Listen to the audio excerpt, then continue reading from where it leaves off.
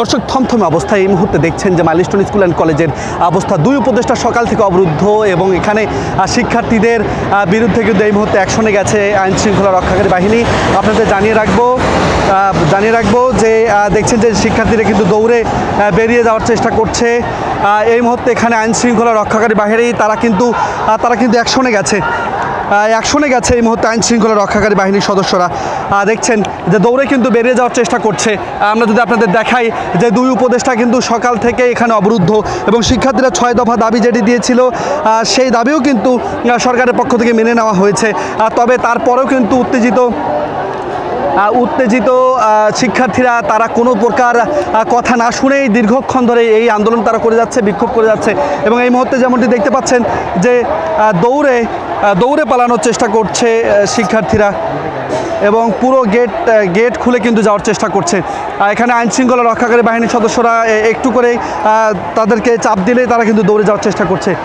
আপনাদের জানিয়ে রাখবো যে গেটটি ভেঙে ফেলার চেষ্টা করা হচ্ছে এই মুহূর্তে দেখছেন আপনারা, গেটটি ভেঙে ফেলার চেষ্টা করা হচ্ছে।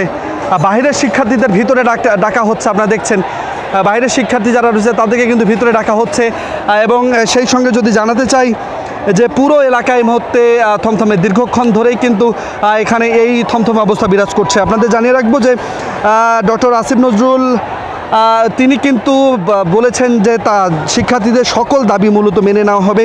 তারপরও কিন্তু শিক্ষার্থীরা কোনোভাবেই হয়নি। কিছুক্ষণ আগেই মাইলস্টোন স্কুল অ্যান্ড কলেজের মূল ভবন যেটি রয়েছে 5 নং ভবন, সেই ভবনটিতে ভাঙচুর চালানো হয়, নিচের কয়েকটি গ্লাস ভেঙে দেওয়া হয়। গণমাধ্যম কর্মীদের কিন্তু বের করে দেওয়া হয়, এবং আন্তর্জাতিক দু একটি গণমাধ্যম ছাড়া দেশীয় গণমাধ্যম যারা ছিলেন প্রত্যেককেই কিন্তু এখান থেকে মূলত বের করে দেওয়া হয়েছে এবং বিভিন্ন ছাদে যারা অবস্থান করছে তাদেরকেও মূলত বের করে দেওয়া হয়েছে। এক কথা যদি বলতে চাই যে পুরো এলাকাটি এখন শিক্ষার্থীদের নিয়ন্ত্রণে। তারা দীর্ঘক্ষণ ধরে তাদের দাবি দাবা মেনে নিলেও তারা কিন্তু কোনোভাবেই মূলত এখান থেকে যাচ্ছে না। অনেকেই আসলে অভিযোগ করছে যে তৃতীয় পক্ষের কোনো হাত আছে কিনা। একই সঙ্গে যে ঘটনাটি ঘটেছে যে ঘটনাটি অনাকাঙ্ক্ষিত হওয়ার কথা নয়, সেটি কেন ঘটেছে এমন প্রশ্ন কিন্তু শিক্ষার্থীরা তুলছেন।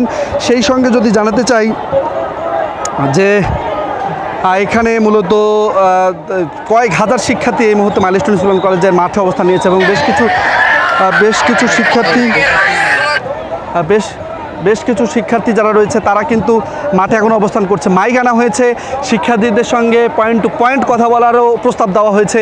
তবে কথা বলতেই গেলে ভুয়া স্লোগান সহ নানা ধরনের স্লোগান কিন্তু মূলত দেওয়া হয়েছে। এখান থেকে দুই উপদেষ্টা, শিক্ষা উপদেষ্টা এবং আসিফ নজরুল